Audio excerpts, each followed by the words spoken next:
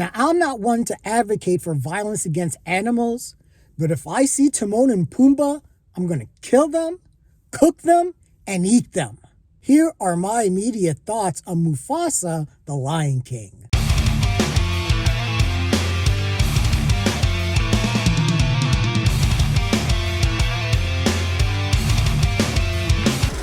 Hey everyone, this is Lenny here. So I just got out of Mufasa, the Lion King. This is the prequel, sequel to the 2019 live action remake of The Lion King that was released in 1994 from Disney Animation Studios. The Lion King from 1994 is one of my all-time favorite movies. So when the 2019 version came out, this is really at the start of Disney really ramping up, doing all these live action remakes. I was not a fan. And, one of the things that I said was visually, the movie looks great, but it was so reliant on the photorealistic special effects that it took away a lot of heart and soul and emotion from the movie. So, does Mufasa, the Lion King, rectify any of those mistakes? And then at the end of the day, do we have a good movie? Now, the one thing that I want to get into before I talk about the movie at all, the movie opened real quick with a quick text and tribute to James Earl Jones, who obviously played the voice of Mufasa, which was really cool. But, it's still funny, hearing Aaron Pierre's voice and being like, you're not Mufasa, dude. So the film is directed by Barry Jenkins, and we're getting songs from Lin Manuel-Miranda with some additional vocal performances from Lebo M. And this tells the story of Mufasa as a young cub and how he grows up to eventually become the Lion King. It also gets into the relationship between Mufasa and Taka, who is going to eventually become Scar, and how things develop between them. So this is a pretty basic coming-of-age story. We have Mufasa as a young cub, and he's with his mother and father. They're part of a pride. They're going towards what is eventually going to be Pride Rock. They're migrating there. And Mufasa gets separated from his family. There's a flood that separates them. And Mufasa is a stray, and he runs into Taka, who's also a cub. And Taka is a prince, and he is supposed to become the new king eventually of this pride that he is with. And eventually Taka and Mufasa grow a friendship that turns into a brotherhood, even though Mufasa is sort of seen as an outsider by Taka's father. And there's a bit of contention between them. And, things happen and develop, and Mufasa, eventually becomes the person that he needs to become. And he runs into Rafiki and Zazu, and we just get into everything that's really familiar about The Lion King. So there are three really particular things about this movie that I want to highlight. One, the songs. Lin Manuel-Miranda, motherfucker, knows how to conduct a catchy tune. There are some songs in this movie that are great. I love me a good goddamn villain song, and this movie delivered on that. Mads Mikkelsen has a song called Bye Bye. It's not as good as Be Prepared, but this was a peak Disney villain song. I love the fuck out of that song. The photography, the cinematography, the visual style of this movie is astounding. This is one of the best looking movies I have seen all year. I saw this in IMAX 3D. The 3D effects, by the way, are incredible. They really thought about how they were going to shoot this, both for IMAX and for 3D. There are some shots in this movie that are absolutely incredible. Tracking shots, dolly shots. There's one shot that comes from underwater and from underneath, and we follow Mufasa as he's underwater, and it goes back above water to him holding a log. It's just an amazing shot. Barry Jenkins and his team, what they did with the cinematography and the photorealism is next level. The special effects, photography, how they got these animals to react. Obviously, the animators watched a lot of animal footage to get a lot of a lot of the mannerisms of the lions and some of the other animals pretty precise. Even though there are some moments where we're giving some pretty human reactions, and I'm gonna get to that in a little bit. But the cinematography and the photorealism is off the chain, and that is the movie's biggest strength, and it's also its biggest weakness. And it is, again, unfortunately, the same pitfalls as the 2019 Lion King. The movie, in terms of the photorealism of the animals, are breathtaking, but we still don't get a lot of emotion from our characters. And, with this being a animated film, technically, it's live action, yet it's animated at the same time with the photorealism of it all. We still don't get a lot of emotion from our characters. The voice acting from this movie is really good. Aaron Pierre plays Mufasa. We got Kelvin Harrison Jr. playing young Taka Scar. As I said, Mads Mikkelsen is great. He's the main villain, the main lion villain. Kiros. We got Tiffany Boone as Sarabi, a young Sarabi. Blue Ivy Carter plays Kira. She is Simba's and Nairobi's daughter, and she is sort of part of the story structure of this movie. I honestly didn't have much issue with the voice acting, except for a couple characters, and I'm going to get to them in a little bit. But yeah, the photorealism, as great as it is in terms of special effects, doesn't do the characters justice. There are moments where we see, certain animals animate a certain way. We see Zazu with his wings, for example. He'll animate his wings a certain way. Same with Pumba, how he's animated is a little bit more animated. But yeah, a lot of the other animals, they just act like normal animals, and we don't get a lot of emotion. But honestly, I would have been okay with all of that. But the story structure of this movie is annoying as fuck. So this story is being told to Kira by Rafiki. Simba and Nairobi have gone to another location. They're saying they're going to come back, and there's a storm coming, and Kira is afraid. So Rafiki is telling her a story about Mufasa and how brave he is to kind of help her, cope with, the storm and find her own sense of bravery. But the movie continues to cut back from the main plot of Mufasa back to Kira and Rafiki. And every once in a while, I wouldn't have minded that, but it kept doing that to ram in Timon and Pumba and their fucking unfunny jokes. And look, Seth Rogen and Billy Eichner are funny people. Seth Rogen, Canadian, I love him.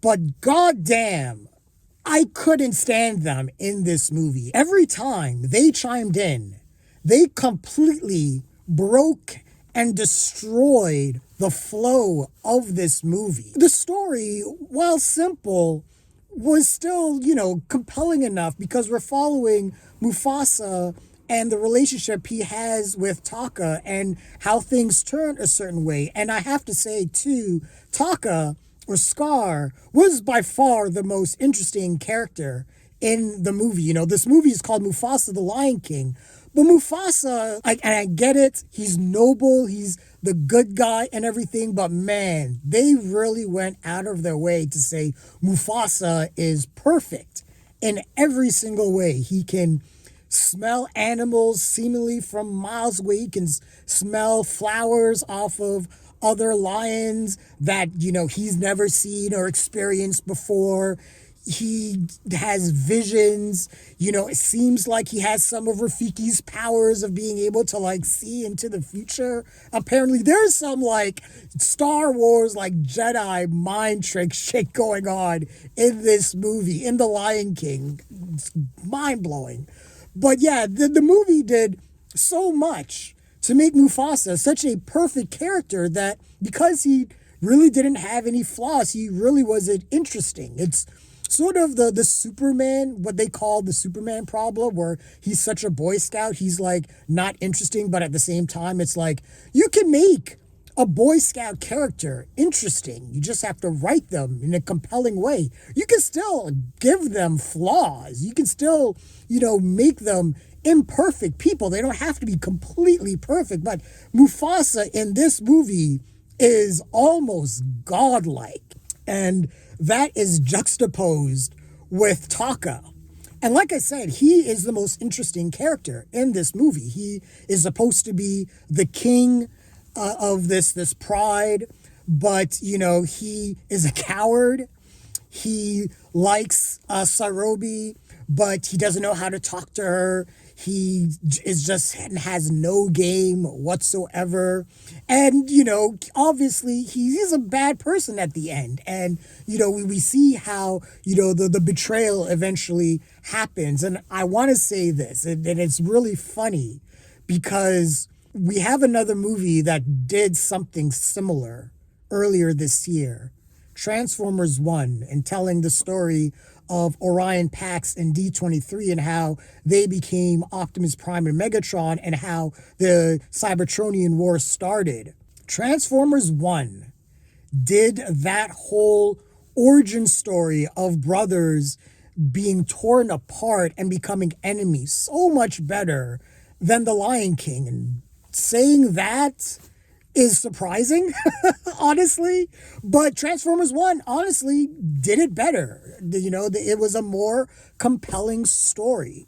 And, I think part of that is because Transformers 1 didn't treat Orion Pax or Optimus Prime as this wholly perfect character, even though we all know, he is going to become Optimus Prime and become this great noble leader. He still wasn't perfect. Orion Pax in Transformers 1 was an asshole at first when the movie started. And then he grew to become Optimus Prime. So this film, was supposed to tell the story of how Mufasa grew to become the Lion King. But by the time Mufasa was in his teenage years, he was just so beyond the pale of everyone else. He was already the Lion King. So by the time we got to our very predictable ending and we have all of our animals bowing to him, it was like, well, yeah, because he had already shown everything from like halfway into the movie. There wasn't like progression to show him. The only thing they said was Mufasa is afraid of water.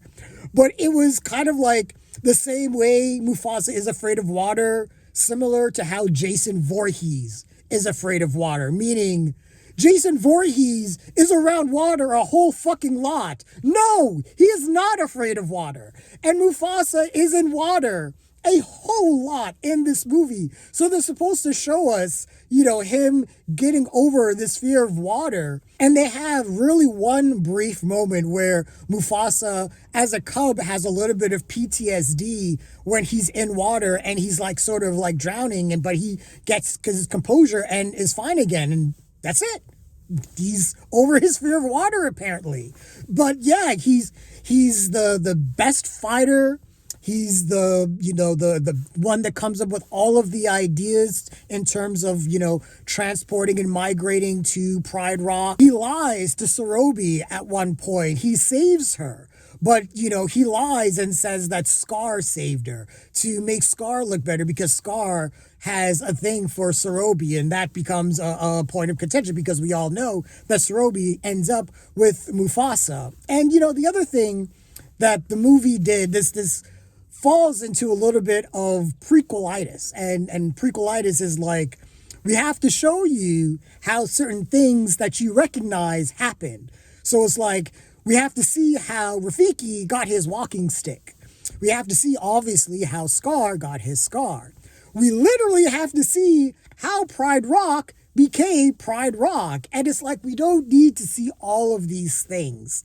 But, apparently Disney feels like that's an obligation for the fans to be like, oh yeah, I know that. But it's not really necessary. If you want to just tell, a tight, well told, composed story. And like I said, the movie is pretty simple enough, and the characters in themselves aren't as interesting as I would hope, with the exception of Scar. And I would say Kiros is interesting, but I think maybe that's more because Mads Mikkelsen's voice is so amazing and compelling that I'm like, yeah, this guy is a dangerous fucking beast. Yeah, this movie was a mixed bag for me, because there are some things in this movie that I absolutely love. Like I said, visually, this movie is breathtaking.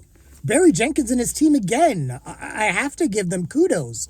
Again, the photorealism in terms of the special effects and how they composed the cinematography was so well thought out and so well done. So, I have to applaud those efforts. The songs from Lin Manuel-Miranda, again, I love the songs. I thought that the movie really succeeded in that respect. The voice acting, I thought, was really strong. But again, the story was just really simple. Our main character wasn't as compelling as I would hope. And, it was just, again, a matter of the special effects overtaking the story and the emotional core of, everything. And that's just a shame because, again, like I said, The Lion King, the 1994 animated film, is one of my all-time favorite movies. I think it's just such a amazingly well-told story, and the animation is top shelf. But, it just feels like Disney is taking the Lion King property, and it's just like, what else can we do with it without thinking further in regards to fleshing out, a well-told story and really well fleshed out characters and really solving that animation problem. And I'm going to see Sonic next. And, that is a movie that solved its animation problem. So it's not like Disney, who's $1 billion studio, can't look at the things that needs to be fixed visually and not fix them, because they clearly can. So I guess that's really all I have to say about that. So if I was going to rate this movie for the direction and cinematography and the songs and the voice acting, I would give this a blockbuster. But in terms of the story, in terms of the emotional core, the goddamn story structure, the annoyance of Timon and Pumba, all of that shit just brings it down to just a general hit. And again, that really hurts to say, because technically this is one of the best movies of the year. I'm going to say that right out. But, at the end of the day, it doesn't matter how visually stunning you are. You still have to tell a good, compelling story at the end of the day. And I think that's where the film ultimately falls short. But if you want to just gawk at something absolutely gorgeous and look at something that you're like, my God, this looks like some National Geographic shit, I mean, this is the movie for you. If you want to, tap your feet to some catchy songs from Lin Manuel-Miranda, this movie will deliver for you. But yeah, that's really the main crux. Those are the strengths of the movie. But other than that, it's just a low hit. But I'll check it out again on Disney Plus, because again, I just would love to just look at it again. But those are my immediate thoughts and feelings on Mufasa, the Lion King. What did you guys think of the movie? Share your thoughts, leave your comments, like the video, subscribe to the channel, and don't forget to hit that bell icon so you can get notifications as well. Thanks a lot, everyone. Take care.